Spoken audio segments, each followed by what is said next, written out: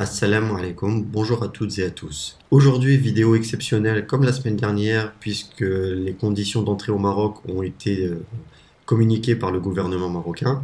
Je devais sortir une nouvelle série de vidéos appelée Focus aujourd'hui pour en fait détailler un petit peu les atouts et faiblesses de certaines villes du Maroc, en tout cas des plus grandes villes du Maroc. Je devais commencer aujourd'hui par Tanger. L'écriture a pris un peu de retard à cause de cette nouvelle qui est importante. Donc je voulais d'abord vous sortir cette vidéo compte tenu de l'actualité qui est vraiment importante en ce moment. Donc nous allons voir tout de suite les conditions d'entrée au Maroc qui ont un petit peu évolué par rapport aux dernières restrictions.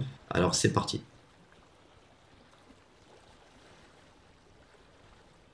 Bien sûr, si vous êtes nouveau sur la chaîne et que vous voulez soutenir la chaîne, je vous invite vraiment à vous abonner à la chaîne YouTube. Cela nous permet d'être mieux référencé sur la plateforme et donc cela nous aide à gagner en visibilité et à laisser un petit like sur la vidéo comme d'habitude. Donc voici les nouvelles conditions d'entrée au Maroc à compter du 7 février. Donc on se rappelle que le 7 février est la date de réouverture des frontières aériennes en tout cas, mais on va voir aussi que les frontières maritimes vont réouvrir.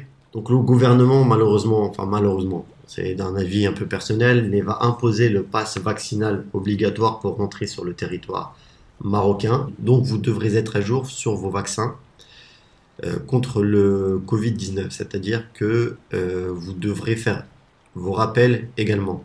Donc si vous avez fait 2 doses et que vous êtes éligible à la 3e dose, votre pass vaccinal ne sera complet qu'après votre rappel. Et donc vous serez refusé sans ce rappel. Un test PCR négatif en plus du pass vaccinal vous sera demandé avec une date de moins de 48 heures avant l'embarquement. Donc faites attention, c'est toujours avant l'embarquement.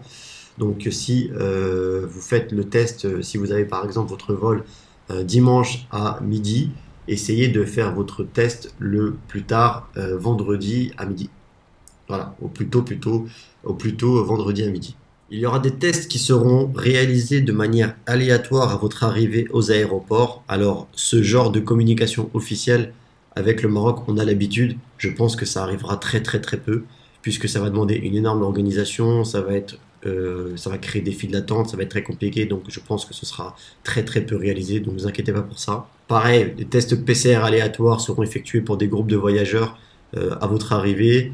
Donc, pareil, je pense que ça va arriver très peu. Vous imaginez que les files d'attente pour réaliser un test PCR, passer la douane, les passeports, récupérer vos valises.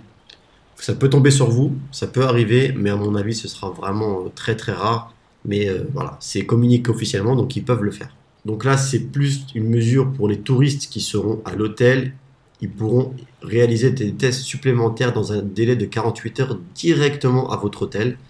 Alors là, je ne sais pas si c'est une mesure qui est vraiment intelligente ou en tout cas, elle va peut-être faire peur aux touristes. Mais en tout cas, ça ne concerne pas les résidents français ou les Marocains MRE, donc ça ne vous concerne pas. Alors là, il communique un petit peu sur les cas positifs. Si vous êtes soumis au test aléatoire et que vous êtes positif, vous aurez une obligation de confinement avec des inspections, etc. Et puis pour les cas graves, transfert aux hôpitaux. Mais bon, pour arriver en état de cas grave, c'est qu'à l'aller, au niveau de l'embarquement, il y a eu un souci. Alors sur ce site d'actualité, il parle également d'un formulaire de santé à télécharger et à remplir. Ça coûte rien, donc faites-le au cas où on vous le demande, comme ça vous n'aurez pas de souci. Je vais le mettre dans la description de la vidéo si vous voulez le télécharger. Vous l'imprimez, vous le remplissez et puis comme ça vous le gardez sur vous. Ici, il parle également du test PCR pour les enfants de plus de 6 ans. Donc avant c'était je crois 10 ou 12 ans. Ils ont réduit l'âge, donc aujourd'hui si vous avez des enfants de plus de 6 ans, il faudra montrer un test PCR à l'embarquement. Donc ici il parle des tests aléatoires, donc pareil il relate la communication du gouvernement, donc vous pourrez subir ces tests aléatoires, on en a déjà parlé. Alors ce qui m'étonne c'est qu'ils disent ici que malgré tout, une fois sur place, le pass vaccinal sera exigé pour se déplacer entre les préfectures et les provinces. Or jusqu'à présent c'était plus le cas. On n'avait plus besoin d'avoir le pass pour voyager entre les villes. Je vous le disais dans une de mes précédentes vidéos, ça avait été retiré. Donc à mon avis, l'auteur de cet article n'a pas été mis à jour sur ce sujet. Aujourd'hui, vous n'avez pas besoin du pass vaccinal pour vous déplacer entre les villes. Par contre, le pass vaccinal est censé être obligatoire pour accéder aux administrations publiques et privées, hôtels, restaurants et cafés, commerces, mais dans les faits, c'est jamais demandé. En tout cas, moi, on m'a jamais demandé le pass vaccinal. Ce qu'il faut savoir sur le pass vaccinal, c'est que à l'heure d'aujourd'hui, il est obligatoire pour entrer sur le territoire marocain, mais que cela peut évoluer très vite. Effectivement, au Maroc, les conditions et les restrictions ont depuis 2 ans tendance à suivre un petit peu la mouvance européenne. Comme certains pays européens ont commencé à lever les restrictions, par exemple l'Angleterre, comme on peut voir ici, a commencé à lever toutes les restrictions par rapport au gouvernement anglais. Il est plus obligatoire de porter un masque en intérieur, il est plus obligatoire de présenter un passeport vaccinal pour les événements publics. Donc, ce qu'il faut se dire, c'est qu'il y a d'autres pays qui commencent à le faire également. Le Danemark et l'Espagne ont aussi retiré le pass sanitaire.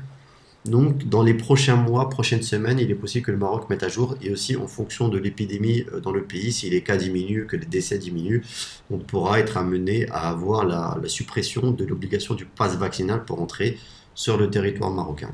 Concernant les frontières maritimes, elles étaient alors jusqu'ici fermées, il n'y avait pas eu de communication sur leur ouverture. On a une confirmation qui reste fermée jusqu'au 7 février. Du coup, on pense que cela devrait ouvrir à partir de 7 février également en même temps que les frontières aériennes. Ici, l'article nous dit que ce n'est pas officiel, que ça n'a pas été annoncé, mais étant donné que la décision de suspension a été prolongée jusqu'au 6 février, on pense que cela devrait réouvrir, ou en tout cas, il y a d'espoir à ce niveau-là. À savoir que pour les professionnels, les frontières sont toujours ouvertes. Si vous êtes professionnel, il n'y a aucun problème pour prendre les ferries entre l'Espagne et le Maroc sans aucun souci. Donc voilà pour les conditions d'entrée au Maroc. On en avait parlé la dernière fois après l'annonce de la réouverture des frontières. On attendait la mise à jour des conditions d'entrée. C'est chose faite. On peut prendre maintenant le billet d'avion en toute tranquillité si on a le pass vaccinal, puisque là c'est la principale contrainte, hein. Si on n'est pas vacciné, malheureusement on ne peut pas rentrer au Maroc. Je ne sais pas s'il y aura des dérogations pour les Marocains ou les résidents qui vivent au Maroc, mais officiellement le pass vaccinal est obligatoire. Voici pour cette vidéo un peu spéciale d'actualité. J'espère qu'elle vous aura été utile et qu'elle vous aura plu. Si vous ne voulez pas rater les prochaines vidéos sur le Maroc, n'hésitez pas à vous abonner à la chaîne. Je vous souhaite une excellente journée et une excellente semaine. À très bientôt, Inch'Allah. Assalamu alaikum.